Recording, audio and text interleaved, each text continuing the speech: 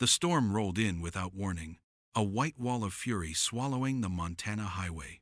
Snow lashed against the windshield, the old truck shuddering under the weight of the wind. In that frozen silence between gusts, it felt as if the world itself had vanished. No voices, no lights, just the endless howl of the blizzard. Out here, a man could disappear and no one would ever know. Behind the wheel sat Jonas Keen, a former soldier carved by years of war. His eyes ice blue, and weary betrayed battles that never left him scars deeper than the lines on his weathered face. Riding with him were his only companions, Atlas, a vigilant German shepherd with a soldier's posture, and Luna, a restless husky, whose sharp ears caught every sound in the storm. To most, this journey looked like a man and his dogs driving into nowhere. But to Jonas, it felt like a reckoning. The trampled deed in his pocket promised him ownership of an abandoned gas station at the edge of civilization. But everyone in town knew better places like this don't stay forgotten without reason. And Jonas felt it in his bones. This wasn't just a building lost to time. It was a vault of secrets, a threshold between survival and danger. What waited inside those crumbling walls? And why did fate drag him back here now, with two loyal dogs at his side?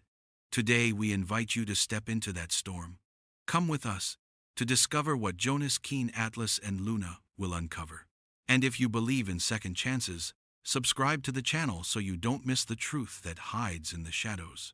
Jonas gripped the wheel tighter as a rusted sign emerged from the snow ahead the station. Their journey was about to begin. The storm hadn't let up by the time I reached the edge of the valley. Snow tore sideways across the windshield, blurring the world into shifting white curtains. My hands clenched the wheel, the leather cracked and rough beneath my gloves, and I felt the old Ford buck under each gust, like it was ready to quit on me. Atlas sat stiff in the passenger seat, ears pricked, eyes locked forward, a sentinel waiting for orders. Behind me, Luna paced in the truck bed, her restless whines rising and falling with the pitch of the wind. Both of them could sense it, that this wasn't just another drive through another storm. This was something else. The road narrowed until it was little more than a scar cut into the snowdrifts, and then the first glimpse of the station appeared. A jagged silhouette against the storm, half buried under white, the roof sagging, as if it had been carrying the weight of time for too long. The sign swung on rusted chains, its letters scoured away by decades of wind, but I didn't need to read them to know where I was. This was the place Maddox left me, the only thing he had, to give the only thing I never wanted. I killed the engine, and the silence pressed in, hard, broken only by the storm's shriek. For a long minute I just sat there staring at the ruin, the past pulling at me like a tide. My mentor's voice echoed in the back of my skull, steady and calm, the way he'd sounded in Afghanistan before the world went red and fire consumed everything. Maddox had saved my life then, and now in death he had chained me to this place. Let's see it through, I muttered, not sure if I was talking to myself or the dogs. Atlas gave a low woof, as if in agreement. Luna leapt from the truck the moment I cracked the door, bounding into the snow, her coat blending with the storm, her energy wild and untamed. Atlas followed, slower, controlled, every step deliberate. The wind cut at me as I trudged toward the building. Snow was already knee-deep, each step a struggle. The door loomed dark ahead, its frame-warped lock rusted shut. My shoulders slammed into it once, twice, until it gave with a groan, and the stale air inside rolled out, a mix of dust, rot, and forgotten years. Inside, the darkness swallowed me whole. My flashlight's beam skittered across broken shelves, a counter smothered in grime, and walls that seemed to sigh with every gust slipping through the cracks. It was more than decay. It was neglect made visible, a monument to failure. And as I stood there, boots crunching on glass, I felt the reflection of my own life staring back at me. A veteran stripped of purpose, hollowed out by ghosts, now inheriting a ruin no one wanted. Luna padded in behind me, nose-twitching tail brushing my leg like she owned the place already. Atlas, though, held back. He stood at the threshold, body tense, ears pinned back. A growl rumbled low in his chest, not of aggression, but of warning. My light followed his gaze, and that's when I saw it. a pair of eyes gleaming amber in the corner, unblinking, watching us. I froze. The storm outside seemed to vanish. There was only that gaze. A shape unfolded from the shadows, trembling ribs sharp against mangy fur. A stray dog, not young but not old, its coat a patchwork of dirt and burrs. The growl was faint, more fear than fight. "Easy, I whispered, lowering the beam so it wouldn't blind him. Atlas's growl deepened, ready to protect me, but I raised a hand. "Hold." He obeyed, though every line of his body stayed coiled tight. Luna tilted her head, ears forward, curious instead of cautious. The stray's eyes met mine, and for a heartbeat it felt like looking into a mirror. Alone, worn down, clinging to survival by threads too thin to hold. I crouched slowly, knees creaking, palms open. "It's all right," I said, my voice soft in a way it hadn't been in years. "I'm not here to hurt you." The stray's ears flicked, the growl faded into a whine. He trembled but didn't retreat. Atlas eased, a step forward, shoulders stiff, but I gave a sharp whistle that froze him in place. "Not yet, boy," I murmured. Luna crept closer, her tail wagging, and the stray shifted back, pressed against the wall like he'd melt into it if he could. I felt something stir in me, then empathy, or maybe just recognition. I'd come here expecting nothing but rot and silence, but here was a creature as lost as I was, caught in the same storm, searching for a reason not to give up. The thought hit me hard enough that I had to steady myself on the counter. "Guess you're part of this too," I whispered. The words slipped out before I'd even decided them. Luna barked once, sharp and bright, like she was answering for him. Atlas stayed close to my side, still wary, but his growl had quieted. And me, I realized I'd crossed some unseen line. This place wasn't empty anymore. It wasn't just me and my ghosts. It was me, Atlas, Luna, and now whoever this stranger was. The storm battered harder against the walls, rattling windows and filling the silence with its rage. But inside, the air had shifted. This ruin was no longer just a ruin. It was a shelter. Fragile as it was, it had drawn us all here, scarred and worn, as if it knew we needed one another more than we'd ever admit. I took a step forward, slow enough that the stray didn't bolt. My hand hovered inches from his head, the tension so thick it felt like the whole room held its breath. For a moment I thought he'd snap or run. Instead he lowered himself to the floor, ears flat, tail tucked, and let out a sound that was almost surrender. The connection was small, fragile, but real. And in that dim, broken room, surrounded by dust and decay, it felt like the first brick laid on something new. I exhaled a breath I hadn't realized I'd been holding. "Welcome to the team," I said softly. Atlas eased down beside me, Luna wagged her tail, and for the first time since Maddox's death, I didn't feel entirely alone. The storm outside still raged, but inside these crumbling walls, something had shifted. The ghosts of the past hadn't left, but maybe, just maybe, I'd found the beginning of something that could stand against them. And as I looked around at the ruin Maddox had left me, I no longer saw just failure. I saw a challenge, a secret waiting to be uncovered. And with Atlas, Luna, and this new shadow of a companion at my side, I was ready to face it. The storm broke 3 days later, but the silence it left behind was heavier than the wind had ever been. I had spent those days inside the station with Atlas, Luna, and the stray who now shadowed me wherever I went. He was still wary, flinching at sudden noises, but he stayed close, and I let him. I hadn't named him yet. Naming felt like claiming, and I wasn't sure I had the right. But something about him reminded me of a soldier left behind, and in the quiet hours by the stove, I caught myself whispering words to him like he was already mine. The snow had piled up so high that the station seemed half buried, a relic entombed in white. It gave me no choice but to start clearing, sweeping away dust, prying open old cabinets, turning over debris. At first, it was busy work, something to keep my mind from wandering back to the desert or to Maddox's voice on that last day. But slowly, as I dug deeper, I began to feel like I wasn't just cleaning, I was uncovering. It was Atlas who found it. He'd been sniffing near the back wall of the garage, his body tense, tail stiff. Luna joined him, ears perked, a low whine in her throat. The stray, still nameless, hovered just behind them, watching with sharp eyes.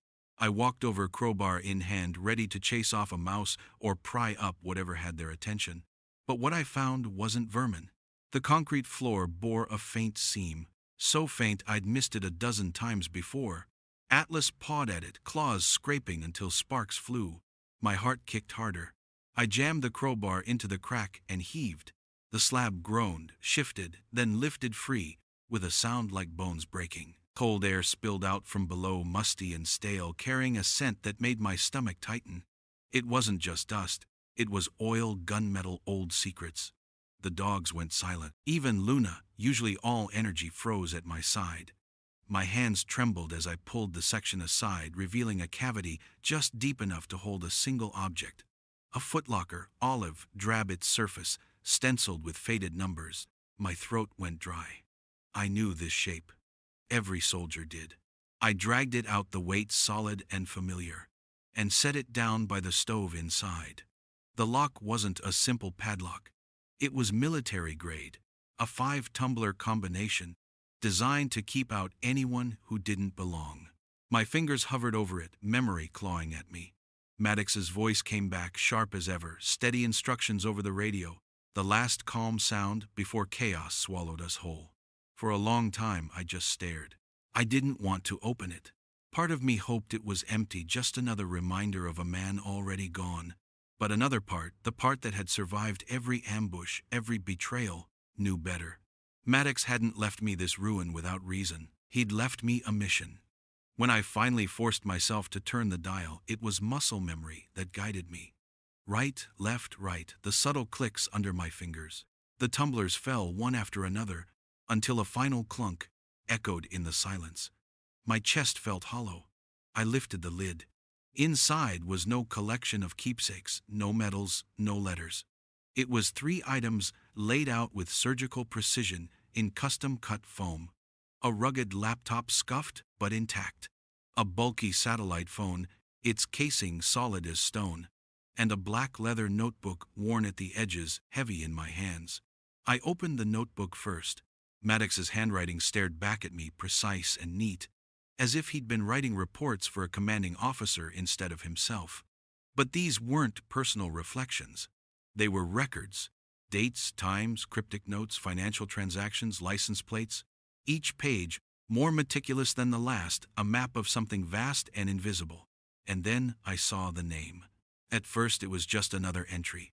Then again underlined. Then again circled, connected to a web of arrows and numbers. Alistair Kane. The room tilted. The dogs shifted uneasily, sensing the change in me. I whispered the name aloud, and it tasted like ash. Kane. The developer. The philanthropist plastered across billboards in every Montana town, smiling as he promised prosperity and growth. I remembered the whispers in the barracks, the rumors about smuggling routes, the patrol that never came back. My patrol. Maddox had been watching him, and now through these pages he was pointing me straight at the man who had sold us out. I slammed the notebook shut and pressed it against my chest. My heart thundered rage, threading through grief, until I couldn't tell them apart. For years I'd carried guilt, convinced our ambush was bad luck or bad planning. But Maddox had known. He'd been digging, gathering proof, and he'd died before he could finish. He'd left it to me. I forced myself to breathe, to keep my hands steady as I turned to the laptop. The screen flickered to life, demanding a password. I tried everything I knew. Maddox's service number, his birth date, his hometown. Each time, access denied. Frustration gnawed at me sharper than hunger. The answers were right there, locked behind a wall of numbers I couldn't breach. I paced the room, muttering to myself, the storm still raging in my head. Then Luna nosed at a rickety bookshelf in the corner, whining insistently. Atlas joined her, pawing at the lowest shelf until the books shifted. Annoyed, I almost dragged them back, until I noticed one was out of line. A war novel, its spine worn, its cover faded. Maddox had given me this book once, years ago, with a sly smile and a line I never forgot. My fingers found a notch carved into the leather spine, deliberate and invisible, unless you knew where to feel. A memory jolted through me, Maddox tapping that very passage, saying, "Remember this, Keen. In our line of work, it's the only truth." I hurried back to the laptop, typed the phrase, "The first casualty is truth." For a heartbeat, nothing. Then the screen chimed, and the desktop unfolded before me. Files, maps, encrypted reports, and a single video that opened on its own. Maddox's face filled the screen. Older, lined, wearier than I remembered, but his eyes were the same, steady, direct. "Jonas," he began, his voice low but firm. "If you're watching this, I'm gone, and you've found my legacy. I'm sorry to burden you, son. But this station isn't just a ruin. It's a safe house, a listening post. For years, I've been tracking a man named Alistair Kane. He's built an empire on blood and betrayal. And he was the one who sold us out. The ambush, it wasn't chance. It was a transaction. He traded our lives to protect his smuggling routes. You survived because I pulled you out. But the debt is mine. And now, it's yours." The video ended, leaving only the echo of his words in the silence. Kane. My lungs burned as if the storm had come back inside me. I sank into the chair, staring at the screen's reflection of my face, twisted by disbelief and fury. Atlas pressed against my leg, steady and silent. Luna laid her head on my knee, eyes soft and questioning. Even the stray crept closer, as if sensing the shift in me. I scratched behind Atlas's ear, grounding myself on his warmth. Maddox hadn't left me property. He'd left me a war. And Kane was still out there walking free. I closed the laptop and set my jaw. The station's walls groaned around me, and for the first time, I felt them not as ruin, but as fortress. This wasn't the end of a road. It was the beginning of a battle. The secret inside had been revealed. The name of the man who'd haunted my nightmares was no longer a shadow. It was carved in ink, in memory, in betrayal. Maddox had trusted me to carry it forward. And as I looked at the dogs gathered around me, I knew I wouldn't carry it alone. The first time they came, it wasn't with guns. It was with words. I'd spent the better part of 2 days poring over Maddox's files, tracing lines of money through offshore accounts, studying grainy photographs of Kane shaking hands with men whose eyes were colder than winter. My head pounded with numbers and names, my chest burned with rage, but it was a quiet fire until the black SUV pulled up through the snow. I knew before the doors opened who it was from. The station sat silent, the stove's fire crackling soft behind me. Atlas stiff beside the window. Luna pacing with a whine that rose and fell like warning sirens. Then, 2 figures stepped out. One tall, silver-haired, polished, like a man who'd never shoveled snow in his life. The other built like a wall, thick-necked eyes, dead. They trudged through the drifts in shoes too clean for this country. And when they opened the door without knocking, the wind carried them in like a storm. "Mr. Keene," the silver-haired one said. His voice was smooth, trained. "My name is Finch. I represent Mr. Kane." He looked around, eyes lingering on the stove, the laptop on the counter, the dogs standing rigid between us. His smile never reached his eyes. "We understand this property is yours now. I'm here to make you an offer. $500,000. Cash." Today, the number hit like a hammer, more money than this station was worth 100 times over. Atlas let out a low growl. I rested my hand on his back, steadying him, but my voice came out colder than the wind outside. "The property's not for sale." Finch's smile fell away like it had never been there. He leaned closer, his cologne sharp and out of place in the dust. "You may not understand. Mr. Kane isn't a man who hears no. He wants this land. And what Mr. Kane wants." His eyes flicked to Luna, who bared her teeth. "He takes." The room tightened around us. My grip on the counter whitened my knuckles. I didn't answer. Finch waited, searching for hesitation, then gave a small nod to his brute and turned to leave. At the door, he paused, voice silk, wrapped over steel. "Think it over. Out here, accidents happen." The SUV rolled away black against the white until it vanished. But the silence it left was heavier than before. That night the generator failed. 1 minute the light hummed steady, the next it sputtered into black. Blitzed by memory, I grabbed the crowbar before I even thought. Atlas growled. Luna pressed close to my leg. Outside, the snow glittered under stars too sharp to be beautiful. The generator shed looked untouched, padlock closed, but the fuel line had been severed clean, no rough edges, no accident. I worked with frozen fingers until sparks caught and the machine roared back to life. But it wasn't victory, I felt it was confirmation. They weren't just threatening, they were probing. The next day the water stopped. I turned the tap and got nothing but rust and air. The well pump had been disabled, clean and deliberate. I stared at the dry sink, listening to Luna's restless pacing, Atlas's steady breathing, and I understood. Cain didn't need to storm in with bullets. He'd strip me bare, piece by piece, light water warmth, until the wilderness finished me off. That evening, as I melted snow on the stove for the dogs, the weight pressed down harder than the storm ever had. Maddox's files lay open, his handwriting, circling Cain's name like a curse, and now the curse had come due. But I wasn't the same man who'd walked into this station days ago. I wasn't drifting anymore. My mentor had left me a mission, my dogs had given me a reason, and Cain had given me an enemy.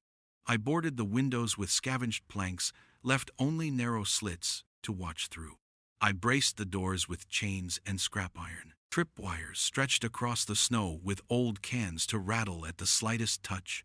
The station became a bunker, not a ruin. My outpost.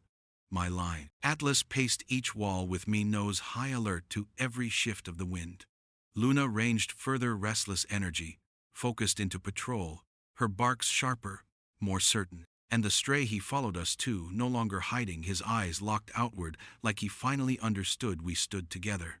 Days passed, in tense silence. My ears grew attuned to every sound, the groan of ice on the roof, the whistle of the wind through the cracks, the distant hum of engines that might or might not exist. The tension wound tighter, a coil waiting to spring. Then came the break.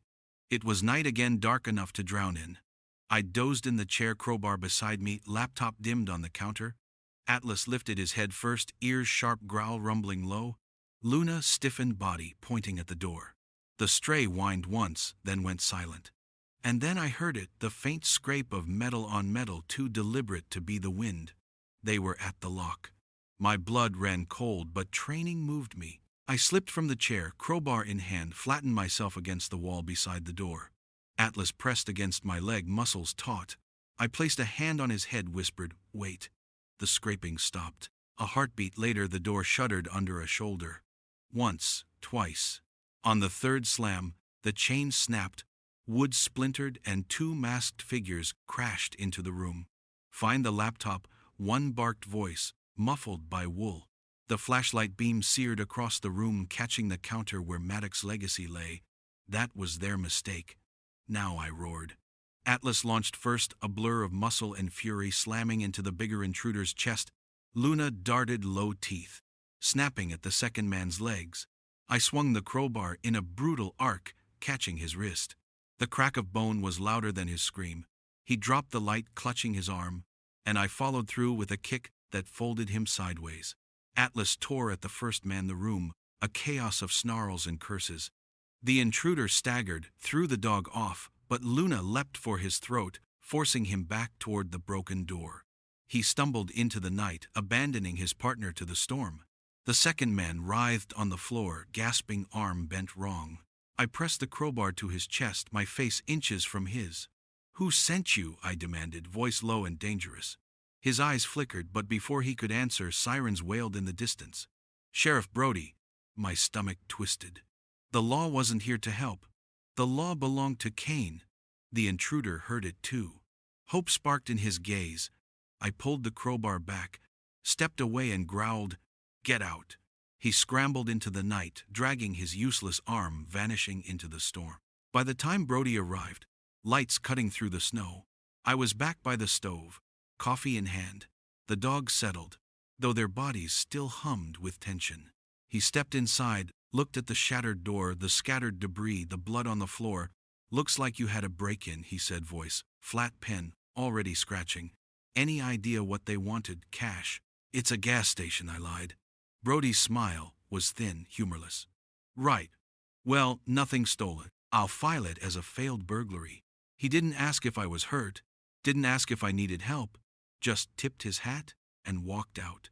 When his taillights vanished into the snow, I let out a long breath. The battle was mine, but the war was far from over. Kane wasn't sending thugs to scare me anymore. He was sending soldiers to finish me. And now, I knew the truth Maddox had left me wasn't just ink in a notebook. It was blood in the snow, a fight I couldn't run from. I looked down at Atlas Luna and the stray, my small ragged unit, and felt the old fire stir. I wasn't drifting anymore. I was dug in, armed with fury, and waiting. The danger Maddox had warned me about wasn't a whisper now. It was here, pounding at my door, and I was ready to meet it head on. They took Luna at dawn. I'd just finished reinforcing the back wall with scrap metal when the dogs went rigid, ears pricked, bodies taut. A knock came sharp and deliberate, not the clumsy scrape of intruders. I opened the door, a cracked crowbar in hand. A woman stood there, bundled in a parka dusted with road salt, her face weathered, her eyes sharp and searching. "My name's Maya Joshi," she said. "Sam Maddox trusted me. He told me that if the day ever came, I'd need to find the man who inherited his station. He told me the phrase, too, the first casualty is truth." Hearing it nearly buckled me. Relief surged through me, like breath after drowning.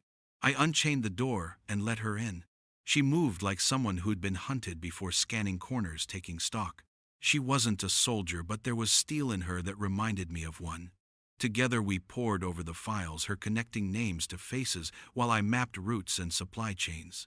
For the first time since Maddox's death, I wasn't alone in the fight. But Kane must have known, because 2 nights later he struck harder than before. They came in black tactical gear masks, hiding their faces, movements clean and silent. Atlas was first to bark, but they were ready. One man dropped a heavy blanket over Luna before I could shout.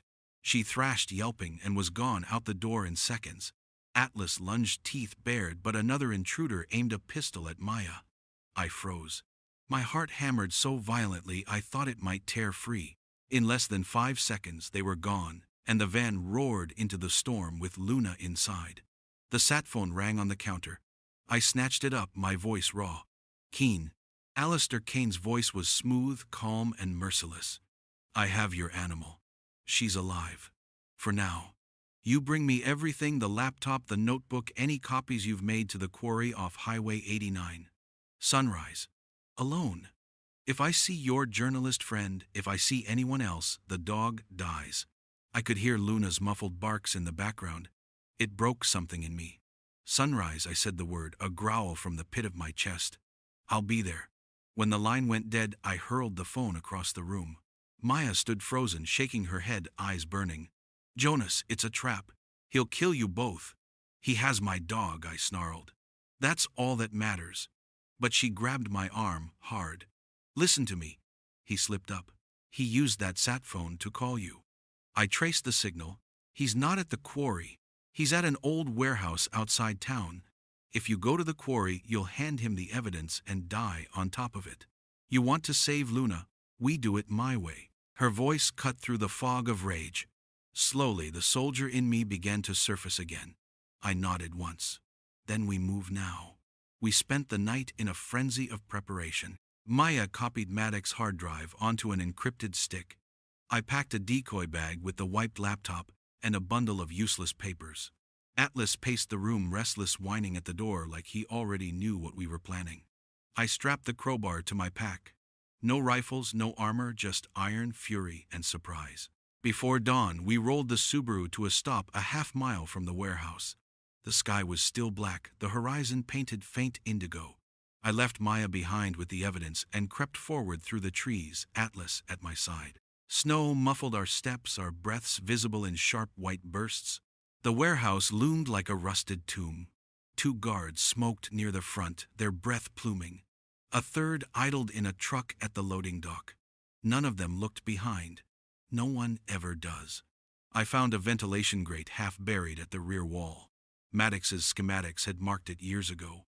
My crowbar pried it loose with a metallic groan, and I slipped inside the air, damp and sour. Atlas crawled behind me, silent as shadow. The faint sound of a whine reached me before I saw her. "Luna." I followed it, weaving between stacks of crates, heart hammering. A grimy window showed the office lit in pale yellow. Inside, Kane leaned against a desk, tall and composed every inch the untouchable man he pretended to be. Finch stood beside him, arms folded, eyes scanning. And tied to the leg of the desk, Luna writhed, her eyes wide, muzzle bruised where the rope bit her. The sight tore me open. I needed a diversion. My eyes found a loose conduit on the wall. I wrenched it free and slammed it against metal, sparks showering the dark. Finch snapped to attention, barked something, and strode off with one of the guards. Kane stayed, irritation flickering across his perfect features. That was his mistake. I surged through the doorway, crowbar raised. Kane spun, shock breaking through his mask of calm, but too late. I drove the iron into the nerve cluster of his shoulder, and he dropped to his knees with a strangled gasp. Atlas growled low and dangerous, blocking his path to escape. I dropped to Luna, my hands shaking as I tore the rope free. She burst into my chest, whining, tail beating alive. Relief nearly crushed me, but I shoved it down. No time yet. I hauled Kane to his feet, dragging him into the open as Finch reappeared, gun in hand. "Drop it," I barked, pressing the crowbar to Kane's throat. "Or he dies." Finch hesitated. Then fainted first, but rising came the wail of sirens. Maya. She'd sent the evidence, called in the cavalry. Finch's eyes widened. The game was over, and he knew it. Slowly he lowered his weapon. I pushed Kane forward, out into the snow. As the first federal truck screeched to a halt, agents swarmed, weapons drawn, voices shouting. For once the law wasn't Kane's shield. It was his executioner. I let go of him, the weight of years of grief and fury, releasing with my grip. He stumbled into the agent's hands, cursing, spitting promises he couldn't keep. Luna pressed against me, warm and alive. Atlas circled close, growling at every stranger.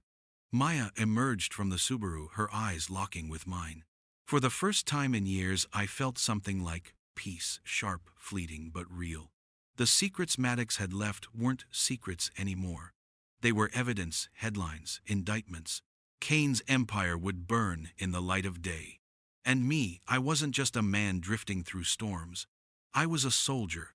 Again, not in uniform, but in purpose. As dawn broke over the warehouse, snow glowing gold, I realized Maddox had given me more than a mission. He'd given me a second chance, and I intended to live it with Atlas, with Luna, with the ghosts finally at rest. Because justice wasn't an idea anymore. It was here, alive, in my hands, in the bark of my dogs, in the steel of my resolve, and I wasn't letting go. The snow had finally stopped falling when Kane was taken away in chains. I stood in the quiet aftermath outside that warehouse, the rising sun bleeding gold across the horizon. Luna pressed against my leg, Atlas circling me like a guardian, unwilling to rest. Maya leaned against the Subaru, arms crossed, her face streaked with exhaustion, but lit with something close to triumph. For the first time in what felt like a lifetime, the storm was behind me. We drove back to the station, in silence, the dogs dozing in the back, their breathing steady, comforting. The world looked different now. The snow still covered everything in a thick white shroud, but instead of suffocating me, it seemed to promise a clean slate. Every mile closer to the station felt less like a burden and more like a return. This ruin that had once felt like a prison now waited for me like home. When I pulled into the cracked lot, the building loomed with its sagging roof and broken windows. But it didn't feel empty anymore. The memories of Maddox didn't hang on me like chains. They surrounded me like armor. His voice wasn't just a ghost. It was a reminder that even in death, he had trusted me with the truth, with a mission worth bleeding for. I started repairs slowly, plank by plank, nail by nail. Maya stayed for a while, helping where she could before leaving to file her stories. She promised to return, and I believed her. She'd carried Maddox's message as faithfully as I had, and her fight was far from finished. For me, the battle had shifted. No longer survival, but rebuilding. Atlas kept his post, ever the soldier patrolling the perimeter, as if waiting for another wave of intruders. Luna, free from her captivity, seemed wilder and more joyful than ever. Bounding through the drifts, her energy a constant reminder of what we'd won back, and the stray he'd never left. Day by day he edged closer, until one morning He curled at the foot of my bed as if he'd always belonged there. I gave him the name Ghost because that's what he was. A shadow of pain turned into a companion, proof that not everything broken had to stay that way. The station slowly changed with us. What had been shattered glass and rotted wood became warm firelight and solid walls. I painted Maddox's name across the new sign, Maddox's Rest. A place not just for me, but for anyone lost in the storms of life, anyone needing proof that second chances weren't myths. Travelers came, truckers who'd heard whispers, veterans who needed a bed for a night, and even a few kids who had nowhere else to go. The doors stayed open, and the coffee stayed hot. Each night, as I sat on the porch with Atlas, Luna, and Ghost at my feet, I felt the weight inside me ease. Kane's shadow no longer pressed on my chest. The files had gone public, his empire collapsing, his name dragged through courts and headlines. Maddox's truth had found the light. And me, I had finally found meaning in the ruin he left me. The silence that used to choke me now felt like peace. The wind still howled across the plains, but it no longer carried threats. It carried promise. I looked at the dogs, their coats glowing under the pale moon, and I knew why Maddox had chosen me. He hadn't given me a burden. He had given me a chance to prove that love, loyalty, and justice could outlast the darkest lies. He had left me this station not as an ending, but as a beginning. I wasn't drifting anymore. I wasn't running. I was home. And with every stranger who stepped through that door, every lost soul who found warmth here, I knew that Maddox's legacy wasn't a building. It was a second chance for me, for them, for all of us. Looking back on it now, I see how the storm wasn't just weather. It was the trial that stripped me down to the bone, forcing me to confront who I was and what I carried. I came here thinking I'd inherited nothing but a ruin, a dead man's burden, a reminder of battles I wanted to forget. Instead, I uncovered the truth about Kane, reclaimed justice for Maddox, and found family in 3 dogs who refused to let me face the world alone. Atlas, ever the soldier, taught me vigilance. Luna, with her fire and joy, reminded me why we fight. And Ghost, quiet, battered, and unyielding, showed me that broken things can heal if given patience and love. Together they pulled me out of the ashes. Together we made this place more than a station. We made it a home. And Maddox, his voice no longer haunts me. It steadies me. He didn't leave me a curse. He left me purpose. A reminder that truth matters, that betrayal doesn't get the last word, and that second chances are real if we're willing to fight for them. The snow has melted now. The valley stretches wide open and alive, and the sign out front glows with fresh paint, Maddox's Rest. Travelers stop. Stories are shared. And every time I tell mine, I see the same flicker in their eyes, the belief that maybe they too can start again. That's what this story is at its heart. Not about a war or a gas station, or even a man like Kane. It's about the fight to rise when the world tells you you're finished. It's about finding family in unlikely places, about holding on when everything in you screams to let go. It's about second chances. So now I ask you, what would you fight for if you were given one more chance? What truth would you be brave enough to uncover? Drop your answer in the comments. Share this with someone who needs to hear that it's not too late, that no storm lasts forever. And stay with us, because this isn't the end. Maddox's Rest has more stories to tell, and Atlas, Luna, Ghost, and I, we're just getting started.